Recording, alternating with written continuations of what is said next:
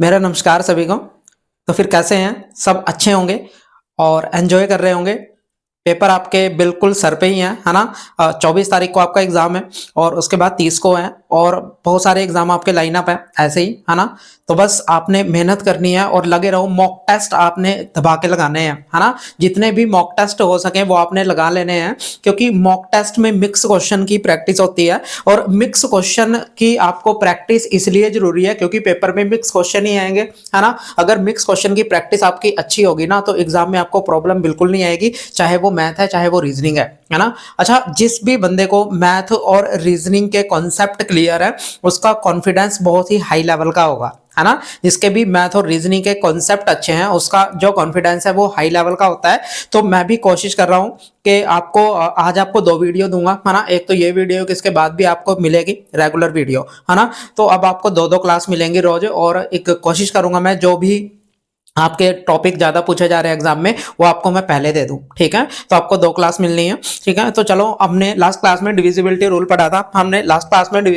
पढ़ा था, तो मैं जल्दी-जल्दी से एक बात आपको समझा देता हूँ। मैंने आपको ये बात समझाई थी कि कोई भी नंबर अगर इस तरह से 3 बार रिपीट होके बन रहा है ना? जैसे मैंने लिखा 234, है ना? फिर से लिखा मैंने 234। अच्छा, इस नंबर को कैसे लिख सकते हैं? तो आप बोलोगे भाई इस नंबर को हम ऐसे लिख सकते हैं, इस नंबर को हम इस तरह से लिख सकते हैं और फिर यहाँ से जब आप 234 कॉमन निकाल दोगे ना, 234 कॉमन निकाल दोगे तो यहाँ कितना बचना है? 1000 और यहाँ पे क्या बचेगा? 1, है ना? तो फिर इस नंबर को हम कैसे लिख सकते हैं? तो इस नंबर को हम इस तरह से लिख सकते हैं या नहीं? अच्छा, फिर मैंने आपको ये बात भी समझाई थी कि ये जो नंबर है 3 नंबर से मिलके बना होता है। कौन कौन से बता सकते हो मुझे, किन किन नंबर से मिलके बना होता है? तो आप बोलोगे 7, 11 और 13। ये इन 3 नंबर से मिलके बना होता है। 7, 11, 13 यानी इन तीनों को जब आपस में गुणा करते हैं तो 1001 आता है ना? यानी कोई भी नंबर अगर 3 बार रिपीट हो रहा है तो वो हमेशा किसका मल्टीपल होता है? तो आप बोलोगे भाई वो 1001 का मल्टीपल होता है, या फिर डायरेक्टली ऐसे भी बोल सकते हैं कि वो इन तीनों का मल्टीपल होता है, 7 का भी, 11 का भी और 13 का भी। कभी भी ओनली वर्ड लिखा होगा तो वो आपका आंसर बिल्कुल सही नहीं होगा। अच्छा, ये हमने पहली बात पढ़ी थी। एक बात फिर मैंने आपको ये भी पढ़ाई थी, कि कोई नंबर इस तरह से अगर 2 बार रिपीट हो रहा हो, अगर ये नंबर 2 बार रिपीट है ना? जैसे इस तरह से लिखा है, मैंने लिखा है 27, 27, इस तरह से लिखा है। अच्छा, इस नंबर को भी तो हम ऐसे लिख सकते हैं। अगर इस नंबर को ऐसे लिख सकते हैं तो यहाँ पे 27 कॉमन आ जाएगा और 27 कॉमन आएगा, यहाँ पे 100 और यहाँ पे 1 आ जाएगा, यानी यहाँ पे 27 गुणा में 101 इसे लिख सकते हैं, है ना? पर 101 के कोई फैक्टर नहीं होते, यानी कोई भी नंबर अगर दो बार डिजिट को रिपीट होकर बन रहा है, यानी यहाँ पे मान लो 25 लिखा है, यहाँ भी 25 लिखा है, यहाँ 26 है, यहाँ भी 26 है, यानी 2 डिजिट को रिपीट करके कोई नंबर अगर बन रहा है तो वो हमेशा किसका मल्टीपल होता है? 101 का। ये बात सब जानते हैं। अच्छा, एक बात मैंने और बताई थी आपको, पहले आप ये लिख लो एक बार, अगर यहां से कुछ आपने लिखना है। वैसे मैंने लास्ट क्लास में आपको समझा दिया था, है ना? अच्छा, एक बात जो लास्ट क्लास में मेरे से गलत बताई गई थी वो मैं आपको एक और बात बताता हूं। देखो ध्यान से, पहले ये मैंने लास्ट क्लास में बता दिया था, तो मैं ये रब कर रहा हूं, किसी ने लिखना है तो लिख लो।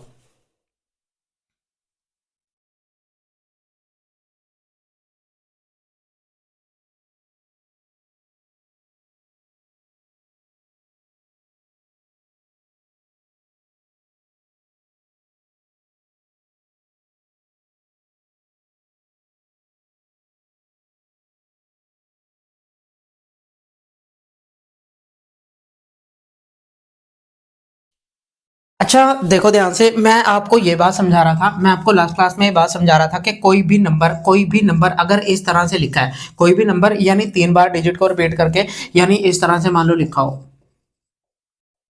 इस तरह से लिखा हो, तो यहाँ पे 3 बार डिजिट रिपीट हो रही है ना? 3 बार डिजिट रिपीट हो रही है। अगर ऐसा है तो इस नंबर को फिर कैसे लिखा जा सकता है? इस नंबर को कैसे लिखा जा सकता है? तो इसे हम 23 गुणा 10,001 लिख सकते हैं, है ना? ऐसे लिखा जा सकता है इसे, है ना? तो इस नंबर को ऐसे लिखा जा सकता है, ऐसे लिखा जा सकता है। फिर मैंने आपको ये बात समझाई थी कि हमेशा ये जो नंबर है, यानी कि इस बात का मतलब यही है, है ना। इस बात का मतलब यही है। अब ये जो नंबर है मैंने लास्ट क्लास में आपको गलत बता दिया था, तो इसके बेसिकली चार फैक्टर बनते हैं। इसके बेसिकली चार फैक्टर बनते हैं। अब वो चार फैक्टर कौन कौन से बनते हैं? एक तो ये 3 पे कटता है हमेशा। किस पे कटता है? 3 पे हमेशा कटेगा। अच्छा, ये 7 पे हमेशा कटेगा। किस पे कटेगा? 7 पे। एक ये 13 पे भी कटता है, 13 पे भी कटता है, और ये 37 पे। ये इन चारों नंबर पे कटता है। इन चार के अलावा यानी कि यहाँ पे 10,101 के फैक्टर बनेंगे, 10,101 के फैक्टर बनेंगे, पर 101 के यहाँ पे कोई फैक्टर नहीं बनते, है ना। 101 के यहाँ पे कोई फैक्टर नहीं बनते, पर यहाँ पे 10,101 के फैक्टर बनते हैं। एक तो 3 पे भी कटता है, 7 पे भी कटता है, 13 पे भी कटता है, 37 पे भी कटता है। ये बहुत इंपॉर्टेंट बात है ना। तो ये तीनों बातें आपने लिख लेनी है कि कोई भी नंबर अगर 3 बार रिपीट हो रहा है, कोई भी नंबर 2 बार, 3 नंबर है, कोई भी 3 डिजिट का नंबर है, वो 2 बार रिपीट हो रहा है, तो वो हमेशा किसका मल्टीपल होता है? तो आपने बात बोल देनी है कि किसका? 1001 का मल्टीपल होता है। और 1001 के फर्दर अगर आपको मल्टीपल बताने हैं तो 7, 11, 13, यानी तीनों जो ये हमारे क्या है, प्राइम नंबर है, तीनों प्राइम नंबर है, इनकी मल्टीप्लिकेशन हमेशा 1001 के बराबर होती है। ठीक है। दूसरी बात मैंने आपको बताई कि कोई भी 2 डिजिट का नंबर अगर रिपीट हो रहा हो इस तरह से, है ना, इस तरह से, यानी यहाँ पे कुछ भी लिखा है 27, 27, 25, 25, 26, 26, इस तरह से लिखा है, तो वो हमेशा 101 का मल्टीपल होता है। 101 के कोई फैक्टर नहीं होते, है ना, ये बात ध्यान रखेंगे। बट यहाँ पे अगर ये 3 बार रिपीट हो रहा है, 6 डिजिट का नंबर है, पर ये 3 बार रिपीट हो रहा है हर नंबर यहाँ पे, तो हम क्या करेंगे फिर? वो हमेशा किसका भाई? 10,101 का मल्टीपल होता है, 10,101 का मल्टीपल होता है। और 10,101 के मल्टीपल बनाने आसान, इसके मल्टीपल होते हैं कौन कौन से फैक्टर होते हैं? 3, 7, 13 और 37, है ना। 3, 7, 13 और 37 इन चारों पे कटे गए। बात सबको क्लियर है? चलो अब ये लिख लो, किसी ने अगर लिखना है, मैं फिर रब कर रहा हूं, ये गलत बताया गया था लास्ट क्लास में, तो ये सही कर लेना। ठीक है, तो मुझे बता दिया करो। एक स्टूडेंट ने बताया था कि सर ये गलत था, तो मैंने आप ये मैंने चेंज करा दिया यहाँ पे, तो आप बता दिया करो, है ना, क्योंकि हम भी टीचर ही हैं, हम भी इंसान ही हैं, है ना। तो बता दिया करो अगर कोई गलती हुई हमसे। ठीक है, तो लिख लो आप इसे।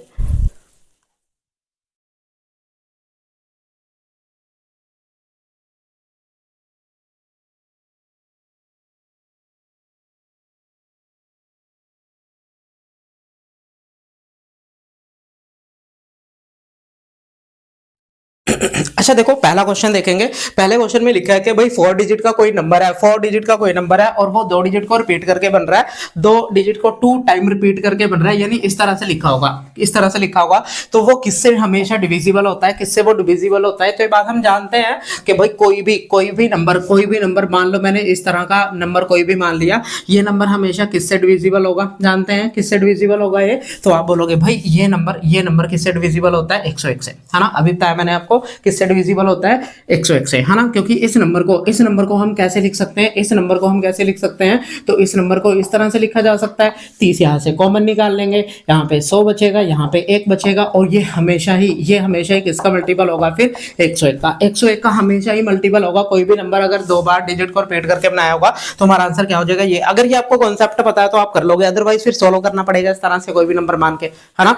तो ज्यादा अच्छी बात यह है कि याद कर लेंगे कॉन्सेप्ट याद करोगे तो एग्जाम में टाइम ही नहीं लगेगा। वो टाइम आप किसी टफ क्वेश्चन को देना फिर, है ना। समझ रहे हो क्या बात बोल रहा हूं मैं आपको ये बात बोल रहा हूं कि अगर आप किसी इजी क्वेश्चन में टाइम बिल्कुल कम लगेगा। मान लो आपको ये अभी मेरे को पता है कि भाई ये कॉन्सेप्ट है, मैं इस क्वेश्चन इसको ऐसे पढ़ूंगा और एकदम से 2 सेकंड में आंसर टिक कर दूंगा, आगे बढ़ूंगा। अब यही टाइम जो मैंने यहां बचाया मैं किसी और टफ क्वेश्चन पे दूंगा जिसको ज्यादा टाइम की जरूरत होगी। समझ रहे हो बात को? तो टाइम उसको ज्यादा दिया करो जिसको जरूरत हो। जिसको कम टाइम देने की जरूरत है तो वहां कम टाइम देना है, अदरवाइज जहां ज्यादा टाइम देने की जरूरत है वहां ज्यादा टाइम देना है, चाहे कोई भी हो, चाहे क्वेश्चन हो, चाहे कोई और इंसान हो आपकी जिंदगी में। ठीक है, तो लिख लो आप इसे।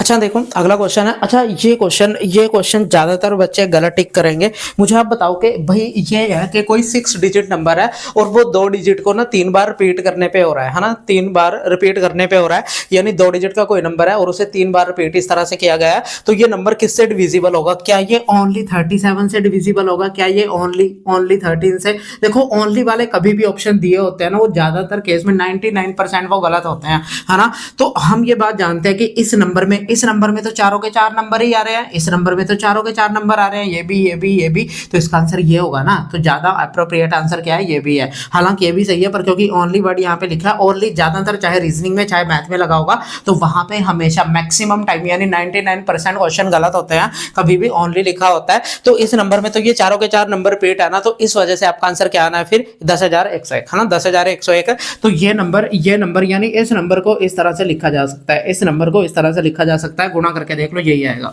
ठीक है, अब इसके फर्दर फैक्टर क्या बनते हैं, तो फैक्टर मैंने आपको बता दिए क्या बनते हैं कि इस नंबर को कैसे लिखा जा सकता है, 3 7 13 37, इन सभी की गुणा करके देख लो, इन सभी की गुणा करके देख लो यही आएगा। ठीक है, तो बात सबको क्लियर है, आंसर क्या आएगा हमारा 10,101। ठीक है, लिख लो इसे।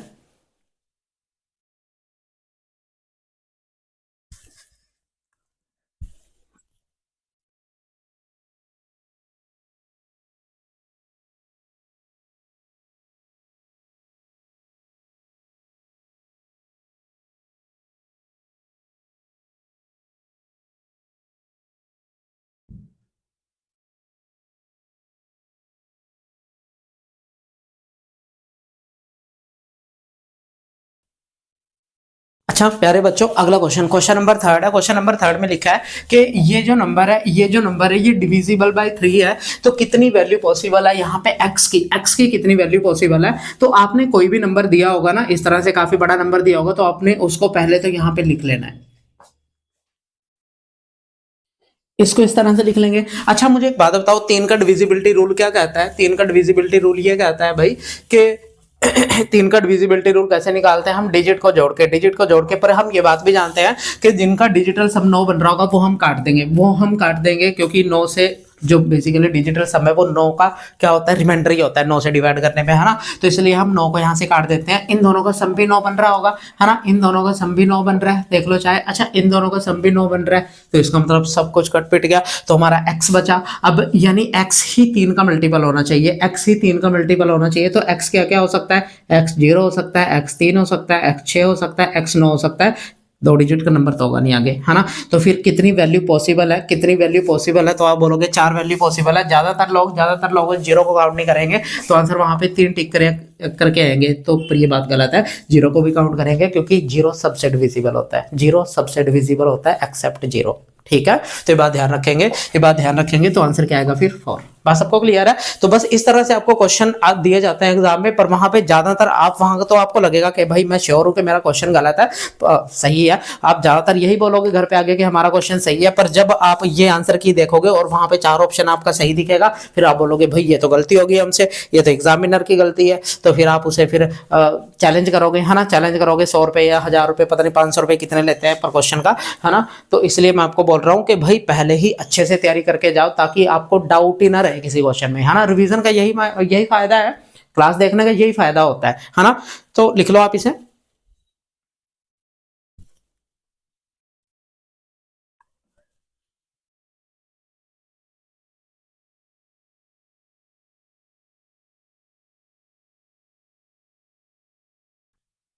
अच्छा देखो अगला क्वेश्चन है, क्वेश्चन में लिखा है, क्वेश्चन नंबर 4 है कि ये वाला नंबर और डिविजिबल बाय 9 से है ना, ये वाला नंबर क्या 9 से पूरा पूरा कटता है, आपको ये पूछा है, तो x की वैल्यू क्या होगी, x की वैल्यू क्या होगी। तो मैंने आपको ये बोला कि ये नंबर वैसे तो वहां पे आपके पास तो ऑफलाइन एग्जाम होगा, अगर ऑफलाइन एग्जाम होगा तो आप वहां से सीधे ही वहीं से क्वेश्चन को लिखने की जरूरत भी नहीं है, वहीं पे काट देना, है ना। जैसे 7 और प्लस 2 कितना हो गया 9, तो उनको मैंने काट दिया। अच्छा इसी तरह 5 और 4 भी तो 9 होता है, तो मैंने ये भी काट दिया। इसी तरह 3 और 6 भी 9 होता है, तो ये भी मैंने काट दिया। अच्छा यहाँ पे 9 तो 9 से पूरा पूरा कट ही जाएगा, है ना। तो हमारा क्या बचा फिर 8 प्लस एक्स, क्या बचा हमारा 8 प्लस एक्स। अच्छा मतलब 9 से डिविजिबल होने के लिए एक्स की वैल्यू कितनी रखें, एक्स की वैल्यू कितनी रखें, तो आप बोलोगे एक्स की 1 ही वैल्यू रखेंगे, तभी तो उनको जुड़ के 9 बनेगा, है ना। तो एक्स की वैल्यू 1 ही होगी। अच्छा क्या 1 के अलावा कोई और वैल्यू पॉसिबल हो सकती है एक्स की जो 9 से डिविजिबल होगी, क्योंकि 9 के बाद तो 18 आता है, तो 18 में यहाँ पे 10 आएगा, यानी 2 डिजिट का नंबर बन जाएगा, पर हमें तो एक ही डिजिट का चाहिए, तो इसलिए आंसर क्या हो जाएगा फिर हमारा 1, यानी एक्स की वैल्यू 1 ही पॉसिबल है, 1 के अलावा कुछ और पॉसिबल नहीं है। बात सबको क्लियर है, क्लियर है सबको, है ना। तो क्या आंसर हो जाएगा फिर 1, 1 आंसर हो जाएगा। ठीक है, लिख लो इसे, आसान क्वेश्चन है, आसान क्वेश्चन है।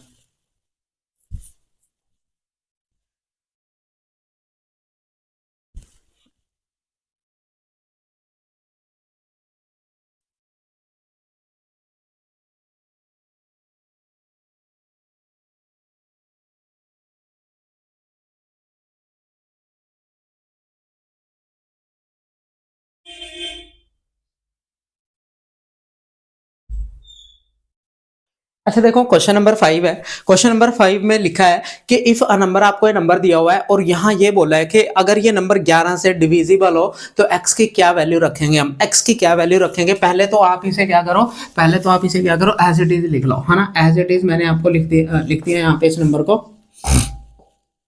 ये मैंने लिख दिया। अब मैंने 11 का मल्टीपल कैसे बताए थे आपको कि 11 से डिविजिबिलिटी कैसे चेक करनी है, तो आप क्या करो भाई, या तो इवन ऑड को चेक कर लो, इवन ऑड वाला ऐड करके फिर उनका डिफरेंस ले लेते हैं, या फिर क्या करते हैं हम राइट से स्टार्ट करेंगे, लेफ्ट से भी कर सकते हो कि भाई इन दोनों का डिफरेंस कितने का है, एक का। इन दोनों का डिफरेंस कितने का है, तो 1 माइनस एक्स, है ना। इन दोनों का डिफरेंस कितना है, 9 माइनस 2 कितना हो जाएगा, 7। अच्छा 3 में से 4 जाएंगे माइनस 1, 8 में से 7 जाएगा, 1 बचेगा, और यहाँ पे सिंगल बचा तो इसकी जीरो के साथ वो बना दो, 6 माइनस जीरो कितना आ जाएगा, 6, है ना। अब ये देख लो इन्हें जोड़ के कितना बन रहा है यहाँ पे। अच्छा मुझे एक बात बताओ, यहाँ पे 6 प्लस 7, 6 प्लस 7 कितना हो जाएगा, 13, और 13 में ये 1 जोड़ेंगे तो कितना हो जाएगा, 14, और 14 में ये 1 जोड़ेंगे तो कितना हो जाएगा, 15, यानी यहाँ पे 15 माइनस एक्स आएगा। कितना आएगा, 15 माइनस एक्स। अब मुझे आप एक बात बताओ, ये डिफरेंस मुझे क्या बनाना है, ये डिफरेंस बनाना है मुझे कि 11 का मल्टीपल आ जाए, तो आप मुझे ये बताओ कि एक्स की वैल्यू क्या रखेंगे ताकि यहाँ पे 11 का मल्टीपल आ जाए। तो आप बोलोगे भाई या तो हम यहाँ पे क्या रख सकते हैं, 4,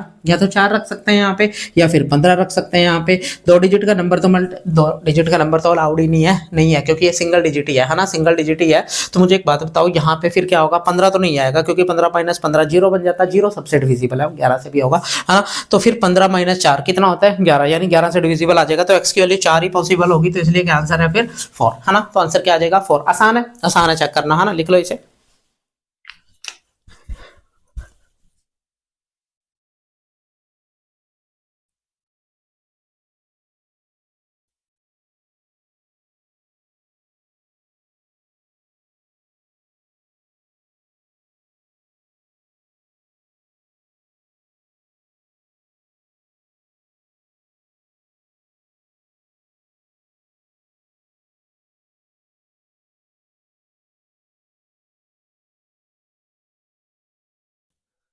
अच्छा देखो अगला क्वेश्चन नंबर 6 है। क्वेश्चन नंबर 6 में भी यही बोला है कि ये नंबर डिविजिबल बाय हमने 9 चेक करना है, तो एक्स की वैल्यू क्या होगी। तो मैंने आपको ये समझाया कि यहाँ पे जिनका भी सम 9 बन रहा होगा वो काट दो पहले तो 4 और 5 ये भी 9 बन रहा है, तो 6, 3 प्लस में एक्स, 3 प्लस में एक्स। तो अब मुझे ये बताओ कि ये नंबर डिविजिबल बाय जो है 9 है, तो एक्स की वैल्यू क्या पॉसिबल होगी यहाँ पे। तो आप बोलोगे भाई एक्स की 6 ही वैल्यू रखी जाएगी यहाँ पे, तभी तो ये डिविजिबल बाय 9 होगा, है ना। और तो कोई रख नहीं सकते सिंगल डिजिट वाली, है ना, नहीं रख सकते, तो इसलिए आंसर क्या हो जाएगा फिर 6। तो आंसर हमारा क्या हो जाना है, 6। आसान है, देखो इतने आसान क्वेश्चन आपको एग्जाम में पूछे हुए हैं, ये मैं प्रीवियस ईयर ही करा रहा हूँ आपको, जो डिविजिबिलिटी रूल है उसमें मैं प्रीवियस क्वेश्चन ही करा रहा हूँ आपको, ऐसा कोई क्वेश्चन नहीं है जो आपके एग्जाम में नहीं पूछा हो, ठीक है। तो लिख लो आप इसे, इतना आसान क्वेश्चन है। अब ये भी अगर तुम क्वेश्चन छोड़ के आओगे तो सिलेक्शन कहाँ से होगा, फिर मुझे ये बताओ, है ना। तो इजी क्वेश्चन आपने बिल्कुल भी गलत नहीं करने, टफ क्वेश्चन अगर है तो उसे छोड़ आओ आप, कोई दिक्कत नहीं है। अगर टफ क्वेश्चन है तो आप उसे छोड़ आओ, कोई दिक्कत नहीं है। पर अगर इजी क्वेश्चन अगर आप छोड़ के आ रहे हो ना, तो आपको वो कंपटीशन से बाहर कर देगा। एक क्वेश्चन आपको ये नहीं पता, एक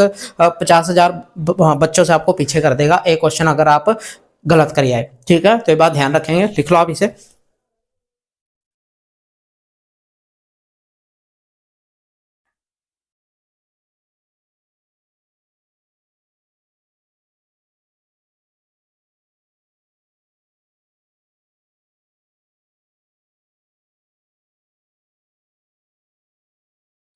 अच्छा देखो क्वेश्चन है, क्वेश्चन नंबर 7 भी यही है कि ये नंबर हमने चेक करना है क्या ये नंबर डिविजिबल बाय 11 है या नहीं, है ना। तो मैंने आपको यही बात समझाई है कि नंबर को पहले तो आप लिख लीजिए, है ना, नंबर को इस तरह से लिख लेंगे।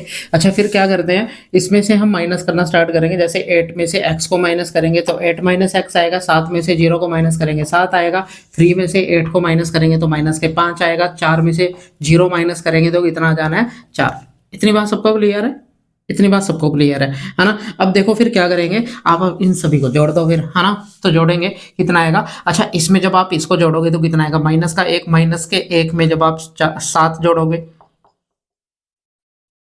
अच्छा मुझे एक बात बताओ ये कितना आएगा, तो आप बोलोगे प्लस के 6, 8 और 6 कितना हो जाएगा 14, यानी 14 माइनस एक्स आ जाएगा, 14 माइनस एक्स आ जाएगा। अब एक्स की वैल्यू यहाँ पे क्या रखें ताकि ये 11 का मल्टीपल आए, तो आप बोलोगे एक्स की वैल्यू हम 3 रख सकते हैं या फिर क्या रख सकते हैं 14, 2 डिजिट के तो अलाउड ही नहीं है, तो इसलिए क्या आंसर आएगा फिर 3। तो आंसर हमारा क्या आ जाना है फिर 3। बस सबको क्लियर है, तो आंसर 3 आएगा। इतना ईजी क्वेश्चन है, अगर तुम ये भी छोड़ के आ रहे हो फिर तो तुम कहीं के नहीं हो, है ना, लिख लो इसे।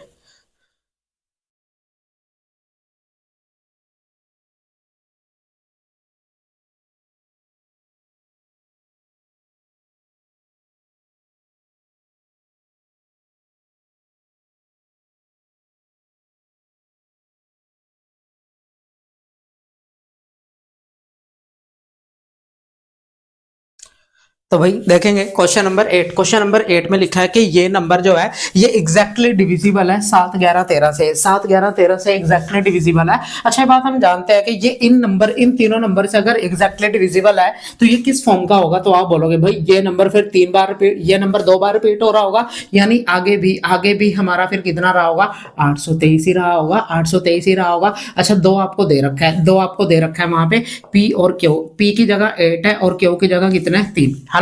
तो बस ये अगर आपने बात समझ ली तो अब आपको अगर ये सीधा पता होगा कि भाई अगर आपने ये कॉन्सेप्ट ही नहीं पढ़ा तो आप इस क्वेश्चन को नहीं कर सकते। अगर आपने कॉन्सेप्ट पढ़ा है कि अगर कोई भी 3 डिजिट का नंबर 2 बार रिपीट हो रहा है तो वो हमेशा किससे 1001 से डिविजिबल होता है और वो हमेशा इन तीनों की मल्टीप्लाई होती है 7, 11 और 13 की, है ना। समझ रहे हो बात को। तो मैं आपको ये बात आपको पी माइनस क्यू पूछा है, पी माइनस क्यू, तो पी हमारा कितना है, 8 है और क्यू कितना है, 3 है। तो इनका डिफरेंस आपको पूछा है, इन दोनों का डिफरेंस कितने का होगा, 5 का। इन दोनों का डिफरेंस कितने का होगा, 5 का। तो आंसर क्या आ जाना है, 5। ठीक है, तो इजी क्वेश्चन है, लिख लो आप इसे। और ये क्वेश्चन पूछा हुआ है किसी एग्जाम में, तो मैं बता भी देता हूं किस एग्जाम में पूछा है।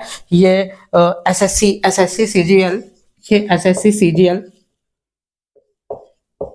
2019 में पूछा है। ठीक है, कौन सी शिफ्ट में पूछा है वो नहीं बता रहा, पर ये एसएससी सीजीएल 2019 में पूछा है। तो ये क्वेश्चन एग्जाम में पूछा गया है। ठीक है, लिख लो आप इसे।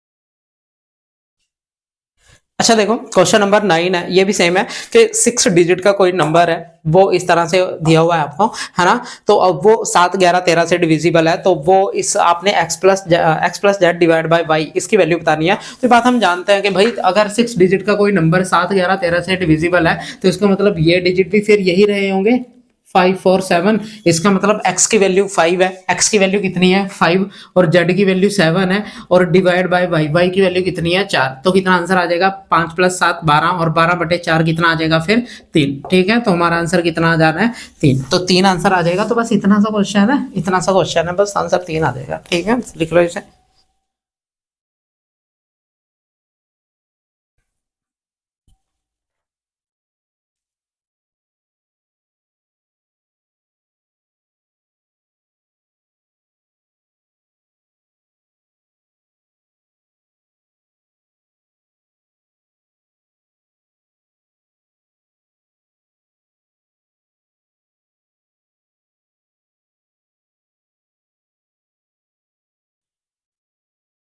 अब ये क्वेश्चन पहली बात तो ये है, ये क्वेश्चन सीडीएस के एग्जाम में पूछा हुआ है। और ये क्वेश्चन आप कैसे करोगे, पहले तो मुझे एक बात बताओ, ये क्वेश्चन आपको ये पूछा है कि ये नंबर 13 से डिविजिबल है या नहीं। अब इस क्वेश्चन को करेंगे कैसे, तो मैंने आपको यही बताया था जब मैंने आपको 7, 11, 13 की 7, 11 और 13 की कंबाइंड डिविजिबिलिटी बताई थी, तब मैंने आपको बताया था कि 3-3 के पेयर बना लेते हैं, 3-3 के पेयर बना लेंगे।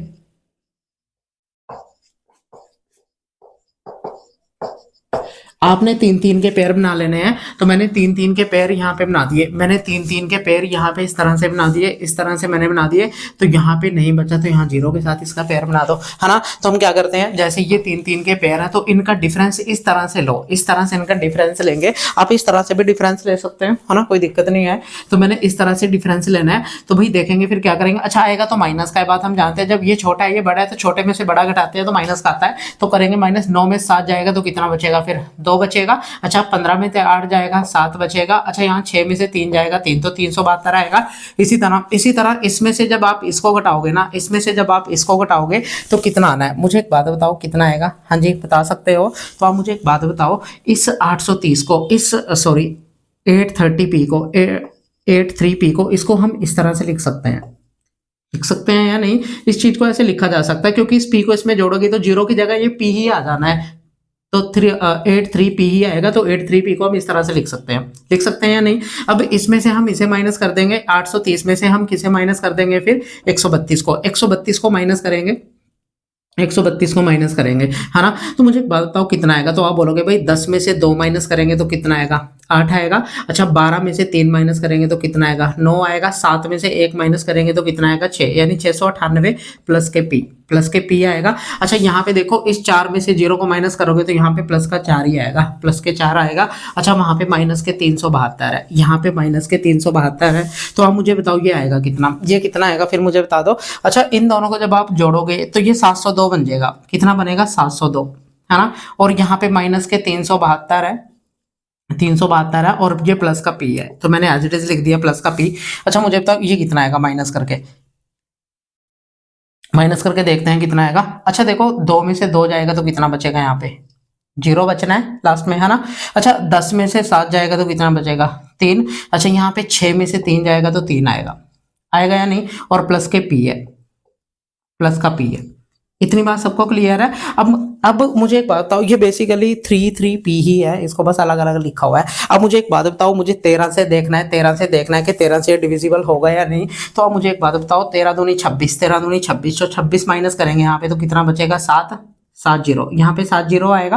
13 दूनी 26, मैंने क्या किया फिर यहाँ पे 7 जीरो आएगा। अच्छा इस 70 में पी, 70 में पी, 70 में क्या जोड़े, 70 में क्या जोड़े ताकि वो 13 से कंप्लीटली डिविजिबल हो जाए। तो आप मुझे एक बात बताओ, 7 में क्या जोड़े, तो आप बोलोगे 8 जोड़ेंगे, 13 छिक्के 78 होता है, 78, है ना। तो फिर 70 में क्या जोड़े ताकि वो भाई किसके एग्जैक्टली डिविजिबल हो जाए, 13 से, है ना। अब देखो आपको ये क्वेश्चन, सिर्फ ये क्वेश्चन बहुत इजी है जो मैंने आपको कराया है, पर अगर इसको इस तरह से करोगे तो ये बहुत इजी होगा, अदरवाइज ये क्वेश्चन बहुत टफ है ना। तो मैं आपको बोल रहा हूं आपने इस तरह से करना है। तो आपने बस यहाँ पे कॉन्सेप्ट ये है कि जहां पे यहाँ जैसे ये था ना हमारा 83 पी है, तो इसको 830 पी लिख लो, 830 प्लस पी लिख लो, फिर आपके लिए क्वेश्चन आसान हो जाएगा। तो आपको ये आएगा यहाँ पे। अब 830, ये 330 प्लस पी है, इसको जब आप देखोगे कि भाई ये 13 से डिविजिबल है या नहीं, तो 13 दूनी 26 माइनस करोगे तो 70 आएगा, यानी 70 ही बन रहा है। अब 70 में क्या जोड़े, 70 में क्या जोड़े ताकि ये एग्जैक्टली डिविजिबल हो जाए, तो 70 में क्या जोड़ेंगे, फिर 8 जोड़ोगे, तो इसलिए आंसर 8 आएगा। ये क्वेश्चन बहुत इंपॉर्टेंट है,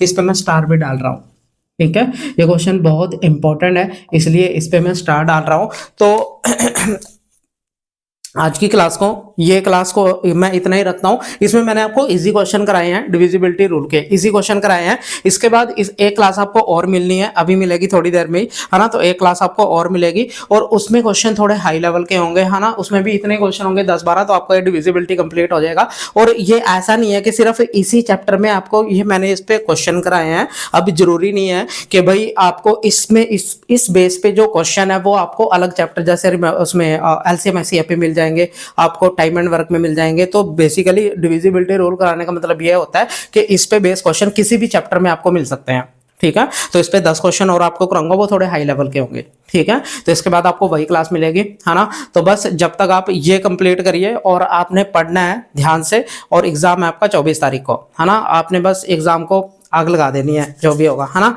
तो बस सिलेक्शन हमारे स्टूडेंट की होगी, ये बात हमें पता है। तो लिखिए आप क्वेश्चन को, और बाकी मिलते हैं नेक्स्ट क्लास में, ठीक है। चलिए बाय बाय, टेक केयर, और ध्यान रखिएगा अपना, ठीक है।